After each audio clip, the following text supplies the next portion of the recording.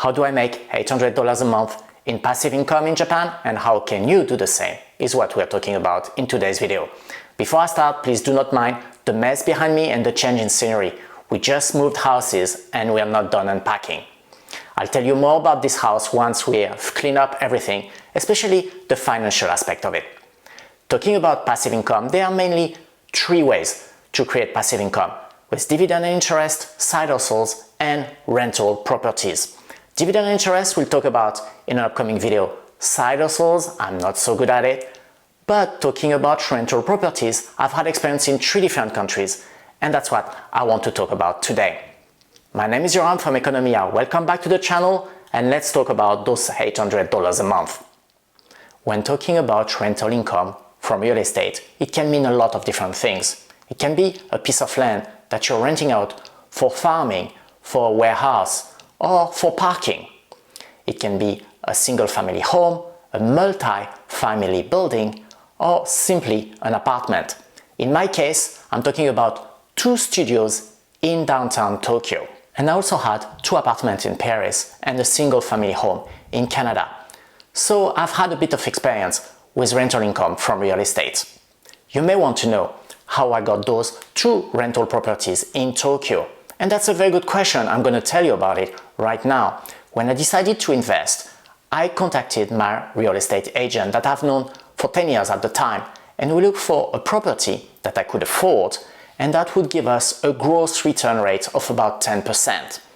When I say I could afford, I was looking at the money I had on hand because I didn't have access to any mortgage or loan at the time, so I had to pay cash. So I had a limited pool of money, which really reduced the choices I had. So we started looking at the available properties with the parameters I just gave you. Once we found a couple, we made offers, negotiated down, and find the right one. Finally, went into signing all the paper and negotiating with the HOA and all the different stakeholders. Signing and all the closing costs. And voila! We found a property manager, which actually was my real estate agent that had also property management business on the side, and we started renting it out. Very easy. Actually, not easy at all. I made a lot of mistakes. Mainly, I didn't calculate it properly, the closing costs. I'll talk about that later.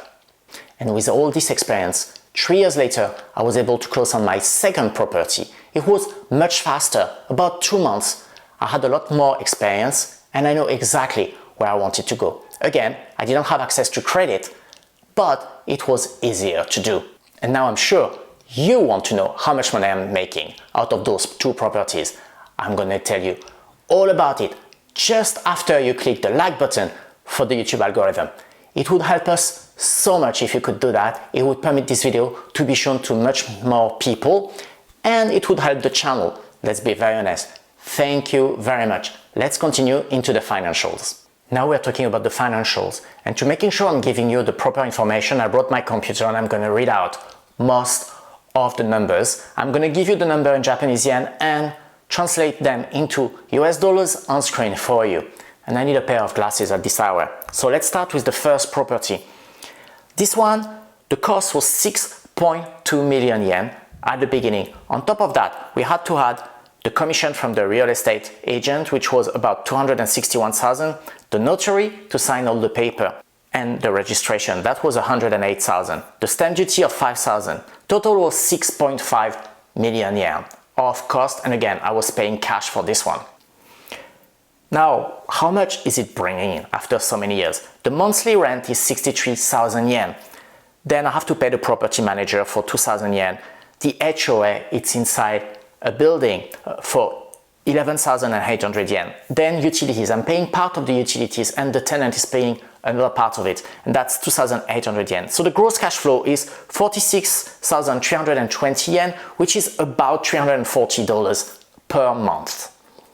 Now we continue to the second one, which is a bit bigger and has a better rent. So the cost was, original cost to buy the property was 9.7 million yen. The commission, 202,500 yen, notary was 65,000 yen, and in there was the stamp duty was included.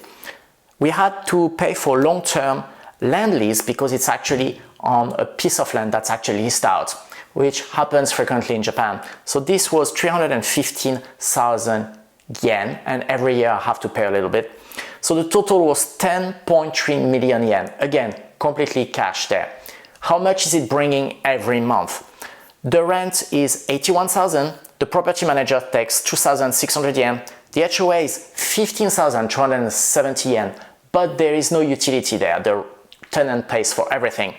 So the gross cash flow is 63,000 yen, or about $460 a month. As you can see, it's not too bad. That comes to a total of $800 a month for 2 properties, and they're coming all the time. And honestly, if I spend 2 hours a month, that's a big maximum.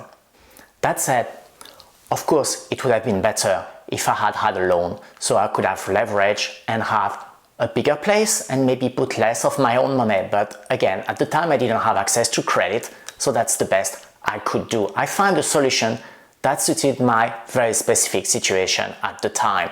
And honestly, so far, it's been working really, really well.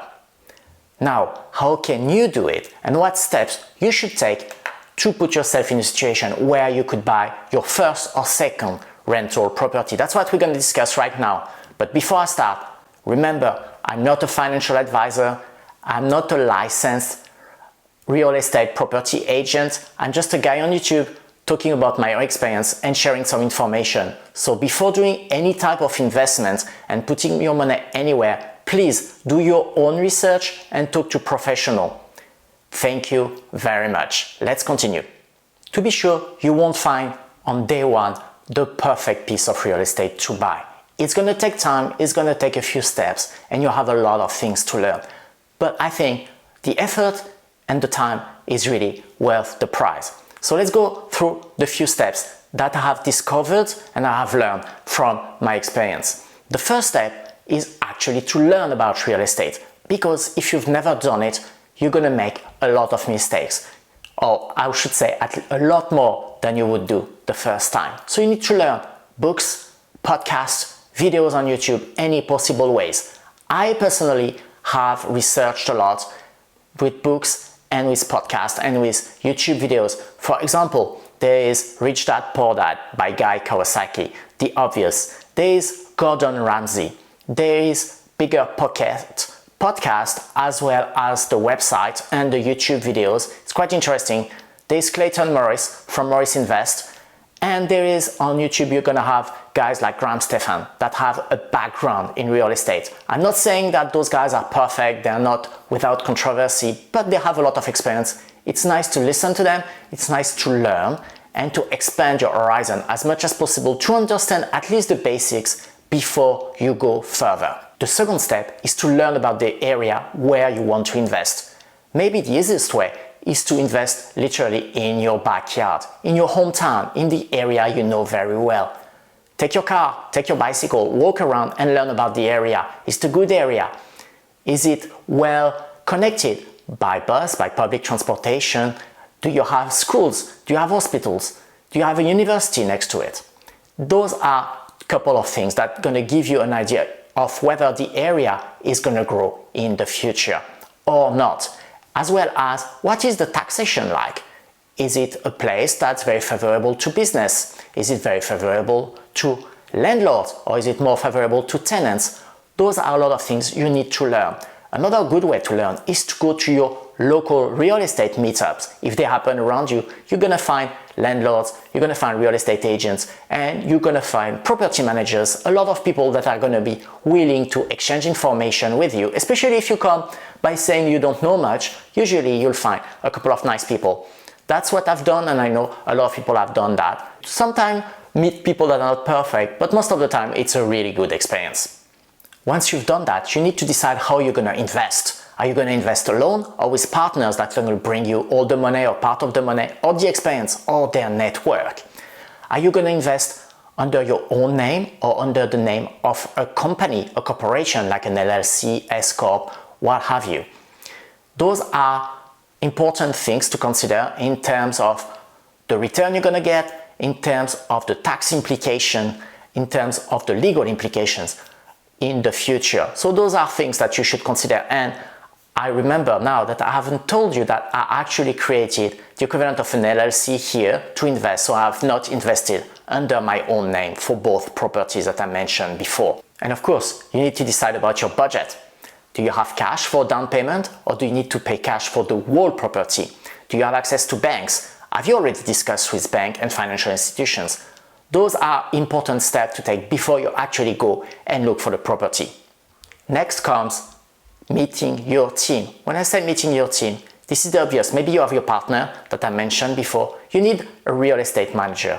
You need to find a property manager, an accountant, obviously for the future or when you need to set up the company, a lawyer maybe, some insurance. You need people around to help you. They're not going to be your employees. They're going to be business relationship at the beginning, and you need to meet a lot of them to find the perfect one, and always keep a couple of them around, because you're gonna get more information and more opportunities coming your way. As I was mentioning, for me, the real estate agent I knew at the time, we already had 10 years of history back on us, and that's the same real estate agent. She helped me find this house I'm sitting in today, and we've known each other now for almost 20 years. Same for the property manager and same for my accountants. Now that you've done all this preparation, it's time to look for your property. Start looking at everything that goes into your parameters. It may take a few months before you find a good one, but once you find one, start writing proposals and offers. It's not going to be accepted the first time. You may have to do 20 offers before you find your property and you accept it, but that's part of the game. Finally, you found the right property. Congratulations. Now that you've closed on it and you have the title in your hand, it's time to rent it out.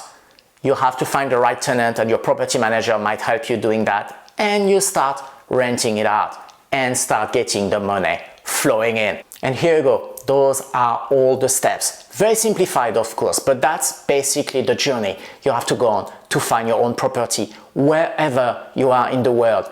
And I know, depending on your market, it might be very expensive, might be very cheap. You may have access to leverage, by that I mean credit, or maybe you don't. It all depends on where you are, but the steps themselves are there, and do not hesitate to learn, to educate yourself and ask for help and build your network. It's going to make your journey much easier. As you've understood by now, it's not exactly passive, but the extra monthly cash flow makes it worth your time, and it becomes easier as you gain more experience. Real estate is not the only way to create passive income, but it's working for me and it may work for you as well.